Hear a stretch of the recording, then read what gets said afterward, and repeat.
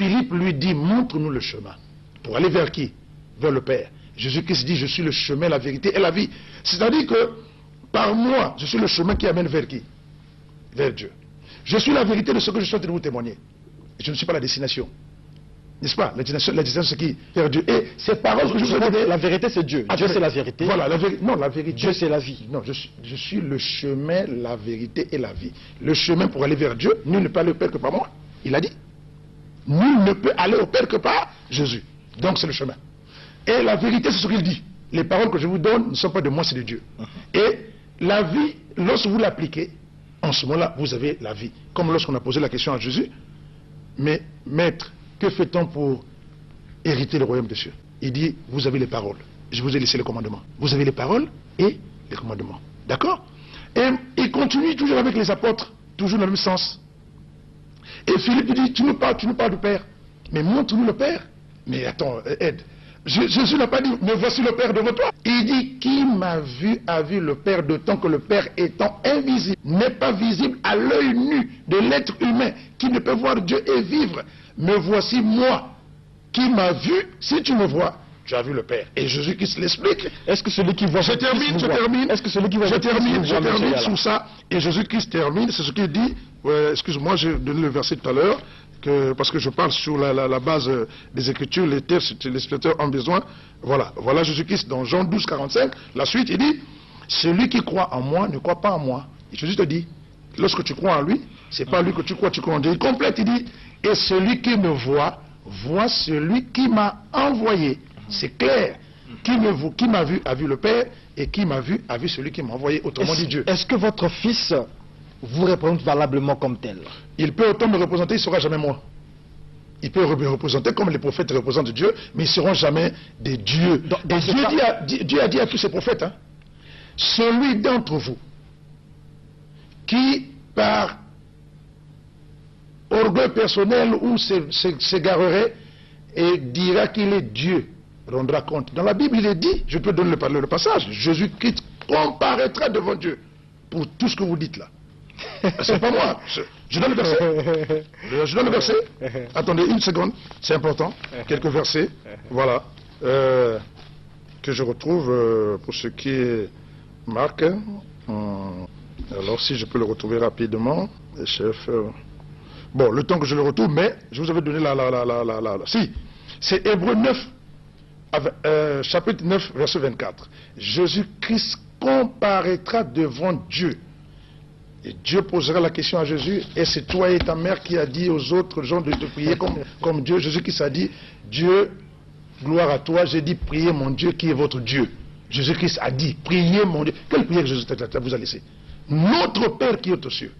Jésus-Christ n'a pas dit... Ce n'est pas la prière de Jésus? Si. Ce n'est pas la prière, en fait, Jésus a laissé la prière pour les hommes, pour prier pour les mortels. En priant qui? Le Père, mais lui, puisqu'il est reparti au ciel. Est-ce qu'il est reparti au ciel? Ah, d'accord. Vers qui? Hein? Vers qui? Mais le Père, c'est lui. Non! Lui, le Père sont un. Pardon? Lui, le Père sont un. Bon, lui, il mourut. Lui, il mourut. Dans la ressuscité. D'accord, ok. Ressuscité. Okay, dans la gloire. Ok, regarde. Vers le Père. Ok. Et ils font un. D'accord. Ok, ils sont un. Lorsque Jésus-Christ mourut, Dieu ne mourut pas. Jésus-Christ mourut, vous l'avez mis dans la grotte. Vrai ou faux? Mais tu as possible à Dieu. Laisse que je termine. Je l'ai fait. C'est important. C'est dans le sens que tu dis, voici Jésus-Christ mourut, vous l'avez mis dans la grotte. Incapable de se ressusciter. Incapable de se ressusciter. Je vous donne le verset? Non. Acte 5. C'est écrit. Le Dieu de nos pères a ressuscité Jésus-Christ que vous avez crucifié. Jésus va vers Lazare. C'est important. Jésus va vers Lazare. Lazare mourut. Jésus n'a jamais ressuscité Lazare. Et si tu le sais, Jésus arrive là où Lazare est mort. Il dit Père. On lui dit, bon. si tu es là, Lazare lui dit, si tu étais là, il ne devait pas mourir. Il dit, où l'avez-vous enterré? Jésus-Christ arrive là où on a. La sœur dit, mais ça fait 4 jours, il commence à dégager. Il dit, il n'y a pas de problème. Il lève les yeux au ciel. Il dit, Père, c'est pour cela que je vous ai dit ici que aucun prophète ne fait des miracles. Tous les miracles sont opérés par Dieu à travers les prophètes. Tout pouvoir a été donné à Jésus-Christ, il n'a pas de pouvoir. Qui le lui a donné? C'est Dieu. Et ici, il lève les yeux et dit, Père, j'ai parlé ainsi à cause de la foule, afin qu'ils croient que tu m'as envoyé. Donc Jésus-Christ demande à Dieu de ressusciter Lazare, pour que ces gens-là croient effectivement que Dieu l'a envoyé. Et voilà que Dieu ressuscita Lazare par Jésus-Christ. Jésus n'a jamais ressuscité Lazare. Mais nous savons que Dieu est capable de tout. Vous avez donné ici, d'entrée de jeu, tous les attributs de Dieu. Oui. Donc Dieu est capable aujourd'hui. Oui. S'il le décide, on dit que les voies de Dieu sont impénétrables. Oui. Il peut se décider aujourd'hui. Oui. Aujourd'hui, je m'incarne en monsieur Yala, ensuite, et vous avez, vous devenez un Dieu, vous représentez valablement Dieu. Je te donne, parce que Dieu peut être partout à la fois. Je t'ai donné premièrement, si Jésus-Christ et Dieu sont un, si Jésus-Christ meurt, il faut que Dieu meure, mais Dieu ne mourra jamais, Dieu est immortel. Je t'ai montré que Jésus-Christ mourut, Dieu ne va. Deuxièmement, pendant que Jésus était en train d'être baptisé sur terre ici par Jean-Baptiste, les cieux s'ouvrirent, une voix sortit de lui, celui-ci est mon fils bien-aimé. Alors c'est pas deux entités différentes. Alors, une question, le coordonnateur des caméramans, Séraphin Okemba. Oui, oui. Il demande, oui. Monsieur Yala, est-ce que Jésus a vu Dieu? Dans la Bible, il y a un passage qui dit, Jésus-Christ a dit, personne n'a vu Dieu si ce n'est le Fils qui vient de la part de Dieu. C'est pour ça que je vous ai expliqué tout à l'heure. Vous n'êtes pas fils de Dieu? Non, moi je ne suis pas fils de Dieu dans le sens, pas d'affiliation génétique ou biologique, moins encore Jésus.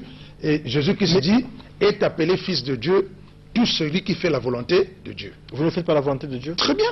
Vous le faites? Bien sûr. Mais pourquoi vous n'avez pas les mêmes,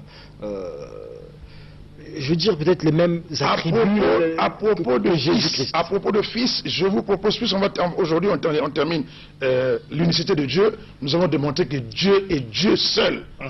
Et la prochaine émission, si vous voulez, on pourra venir sur Jésus-Christ, fils de Dieu. Et je t'apprends déjà que Jésus-Christ n'est pas fils de Dieu, n'a jamais été fils de Dieu.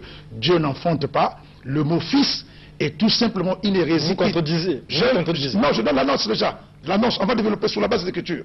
Le mot fils a été tout simplement introduit dans la Bible par interprétation de, lorsqu'on a, qu'on appelle, interpréter la Bible de l'hébreu en grec. Jésus-Christ parlait hébreu et araméen. Jésus-Christ n'a jamais été ni français, ni anglais, moins encore que les galophones ou congolais.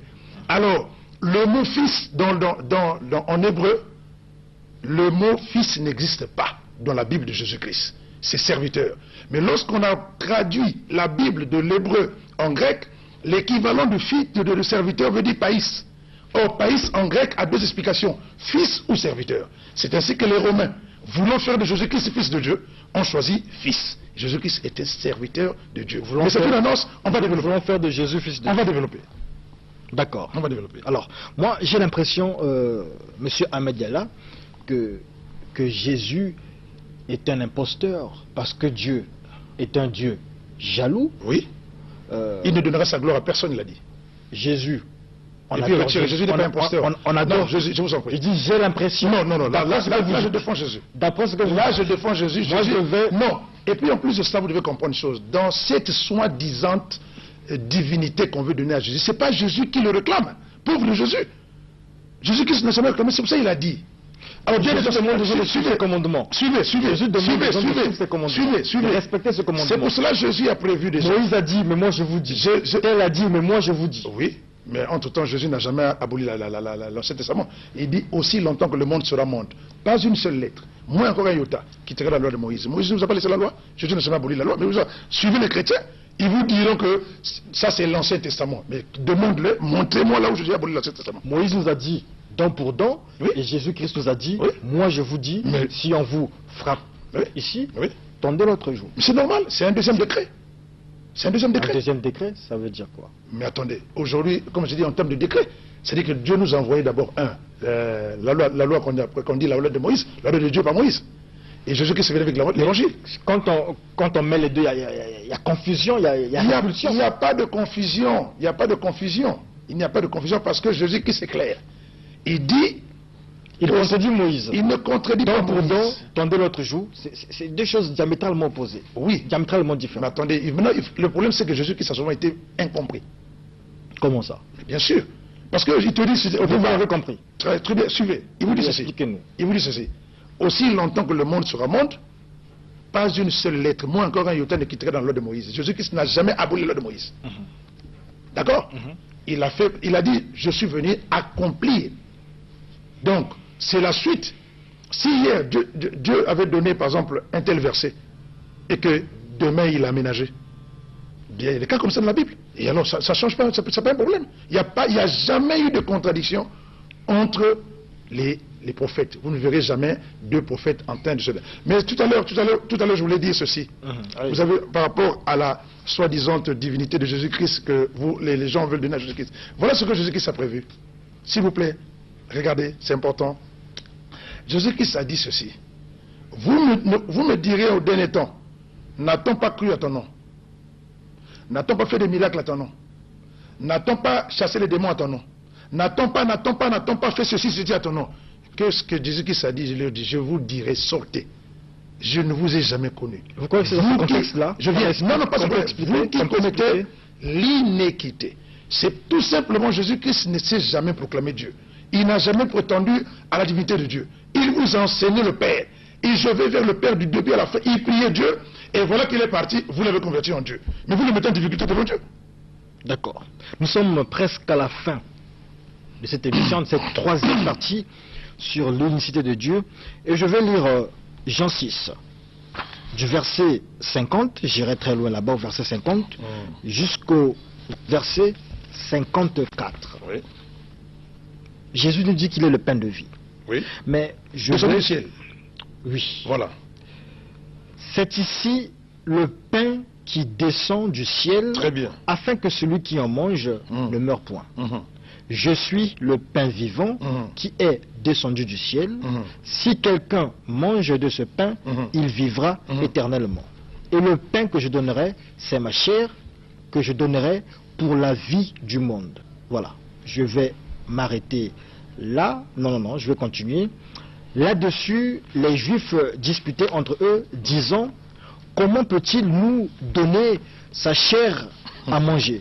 Jésus leur dit, en vérité, je vous le dis, si vous mangez la chair du Fils de l'homme, et si vous ne buvez son sang, vous n'avez point la vie en vous-même. Celui qui mange ma chair et qui boit mon sang a la vie éternelle, je le ressusciterai au dernier jour. Alors, très bien. Est-ce qu'il est Dieu? Non, il n'y a rien de Dieu là, toi aussi quand même. Est-ce qu'il est imposteur? Je reviens. Il n'est pas imposteur, le pauvre. Mais qu'est-ce qui se passe tant qu'il est réellement Dieu? Non, il n'est pas. Écoute ce que c'est. Soit il est Dieu, soit il est imposteur. Je peux te demander de continuer seulement le verset, tu vas voir l'explication à la fin de ce verset. Donc moi je m'arrête là. Mais moi je continue, c'est le même verset. Moi je continue sur le même verset. La réponse est là à la fin. Voilà. Alors, on va lire, il n'y a pas de problème. C'est pour cela, effectivement, les Juifs qui n'ont pas compris le logisme que Jésus est en train d'utiliser. Parce que, mon cher, tu peux montrer là où on vend la chair de Jésus? Il n'y en aura pas. Tu peux montrer là où on vend le sang de Jésus? Il n'y en aura pas. Alors que veut dire le sang et la chair? Et Jésus qui se dit, le sang et la chair ne sont que mes paroles. Mais c'est la parole. J'arrive que c'est la parole. Mais c'est pour cela. Attends, je donne l'explication qui est dans la Bible, mon cher. Dans le même verset, qui est à la fin. Et ça, parce que les Juifs n'ont pas compris. Et maintenant, lui, il donne l'explication. Il dit, en fait, là, je vous parle du sang. Mon sang et ma chair, ce ne sont autres que les paroles que je vous ai données. Car la chair ne sert à rien. La chair ne sert à rien. Où est-ce que tu vas boire le sang de Jésus? Où est-ce que tu vas manger le sang de Jésus? Si tu ne comprends pas que, comme Jésus-Christ a dit que le sang et la chair, si tu ne bois pas, tu ne manges pas. En termes de la parole que je t'ai donnée, si tu la consommes pas, et ça tu comprends, pour qu'elle soit en toi, tu la gardes, mais tu ne verras jamais le royaume dessus. Merci beaucoup, monsieur Ahmed Diallah. Nous sommes à la fin de cette troisième partie sur l'unicité de Dieu. Le plaisir a été pour nous de vous recevoir sur Aréam. Un dernier mot certainement pour nos téléspectateurs. Merci beaucoup de l'occasion que vous me donnez. Je dis aux téléspectateurs, ce genre de causerie n'est pas pour fausser la foi de quelqu'un, mais plutôt pour éclaircir, parce que tout ce que nous disons sort de la Bible. Donc quand Dieu dit la lumière, les ténèbres ne peuvent pas rester face à la lumière. Peut-être qu'hier, vous ne savez pas c'était une chose, mais l'occasion est donnée. Ben écoutez, comme je dis, gloire à Dieu. Merci. Sentier sinueux et rocailleux, mais que nous sommes forcés d'emprunter puisque nous tenons à atteindre les sphères illuminées. Aréam, c'est la fin de Aréam, mais Aréam c'est tous les lundis 17h. Et si il y a des pasteurs qui veulent rencontrer monsieur Ahmed Diallah sur ce plateau, il m'a dit qu'il est disponible, donc vous pourrez... Mon téléphone. Débattre, voilà. 05 556 03 70 05 556 03 70 ou 06 668 14 26 06 668 14 26. Gloire à Dieu, mettons-nous ensemble pour élever la gloire de Dieu. Merci. On se retrouve à une prochaine émission Aréam tous les lundis à 17h sur la télévision nationale congolaise. Merci à vous, messieurs. Merci.